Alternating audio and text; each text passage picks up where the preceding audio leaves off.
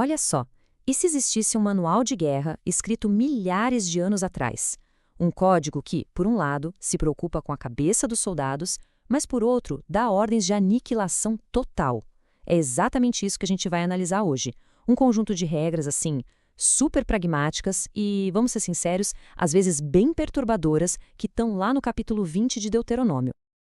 Antes mesmo de qualquer arma sair da bainha, a primeira luta já está acontecendo. E é na mente. E essa citação aqui, ela é muito forte, porque não é um simples vai lá, coragem. Não, é uma ordem, um comando direto. O texto já começa deixando bem claro, a força psicológica não é só um detalhe, é a base de toda a estratégia de guerra deles. Então, para a gente entender esse código de guerra, vamos seguir a lógica do próprio texto, beleza? Primeiro, a gente vai ver a preparação mental para a luta.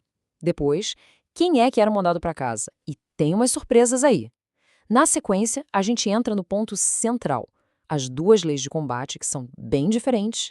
E, por fim, a gente vai explorar o porquê de tanta violência e uma regra ecológica que ninguém esperaria encontrar ali. Ok, vamos lá, nossa primeira parada, a moral para a batalha. E o que o texto propõe aqui é bem radical, sabe?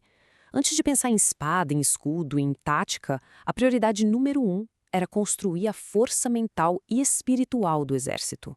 E é muito importante a gente entender o contexto. Essa instrução toda, ela é dada para um exército que está em desvantagem. Eles estão indo enfrentar cavalos e carros, que era tipo a tecnologia militar de ponta daquela época. E mesmo assim, a primeira ordem é na mente. Não tenham medo. Mesmo que tudo, os números, a tecnologia, esteja contra.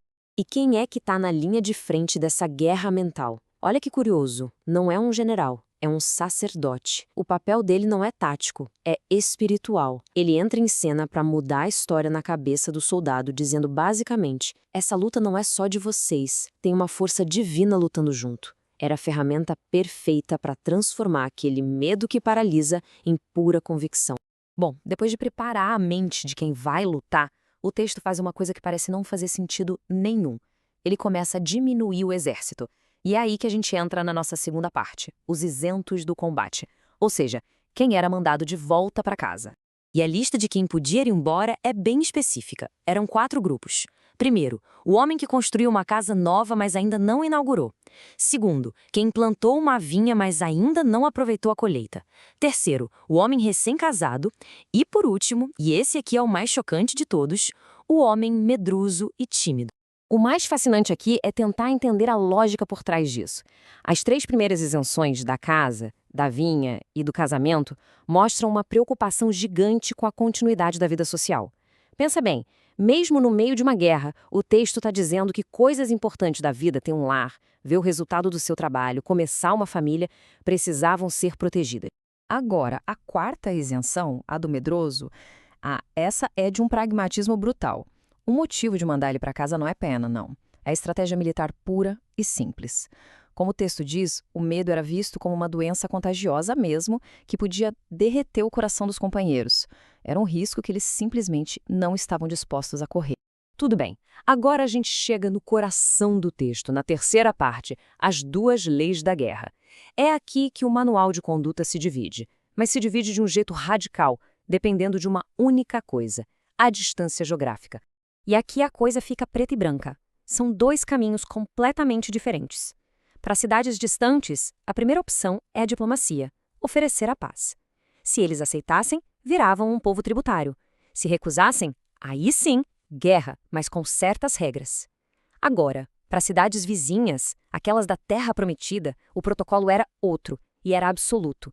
Nada de oferta de paz. A ordem era destruição total. Vamos olhar com mais calma essa primeira lei. Para os inimigos que estavam longe, a guerra não era para ser a primeira atitude. O texto cria um procedimento oficial, quase burocrático. A oferta de paz era obrigatória. Isso dá a entender que a guerra nesse cenário era o último recurso e não a primeira opção. Mas, quando o assunto eram as nações vizinhas, a conversa mudava completamente. O tom é outro. O texto dá nome aos bois, listando os povos que deveriam ser exterminados. Para eles, não tinha negociação, não tinha piedade. A ordem era clara: aniquilar tudo que tivesse fôlego. Isso tudo leva a gente, inevitavelmente, para a nossa parte final e para as perguntas mais pesadas. Qual seria a justificativa para uma ordem tão extrema? E como é que no meio de tanta violência aparece do nada uma regra sobre preservar o meio ambiente? A resposta, ou pelo menos a justificativa, está no próprio texto. A razão para essa aniquilação toda é dita com todas as letras. A motivação não seria territorial, nem racial, seria teológica, um medo gigantesco de contaminação religiosa. Seguindo a lógica do texto, os costumes e a religião desses povos vizinhos não eram vistos só como diferentes. Eram vistos como uma espécie de vírus espiritual, uma ameaça à própria existência do povo, que podia corromper a identidade deles para sempre. Então, a solução que o texto dá é erradicar a fonte dessa contaminação. E aí, bem quando a gente acha que o texto é só sobre destruição, ele dá um cavalo de pau. Vira completamente. No meio das regras sobre como fazer um cerco militar, surge uma ordem de preservação. As árvores que dão frutos, essas não podem ser derrubadas. E a lógica por trás disso é, de novo, super prática. As árvores que dão comida são recurso. É comida para o exército que está lá cercando a cidade, então tem que preservar. Já as outras árvores que não dão fruto, aí sim, pode cortar. A madeira delas vai ser usada para construir as estruturas e equipamentos de cerco para, enfim, ganhar a guerra. Então, resumindo o que a gente viu até aqui, um código de guerra que coloca a cabeça do soldado em primeiro lugar, que protege a vida social e o moral da tropa com isenções, que tem regras totalmente diferentes dependendo da geografia, que usa uma justificativa teológica para a violência e que, no meio disso tudo, ainda arruma um espacinho para uma regra ecológica. E tudo isso deixa a gente com uma pergunta que continua ecoando, né? Como é que leis tão antigas com essa mistura doida de pragmatismo social com violência extrema e de proteção ambiental com aniquilação? Como é que isso tudo moldou não só a ideia de guerra justa, mas a identidade de um povo inteiro? A complexidade desse texto é um negócio que, sem dúvida, desafia a gente até hoje.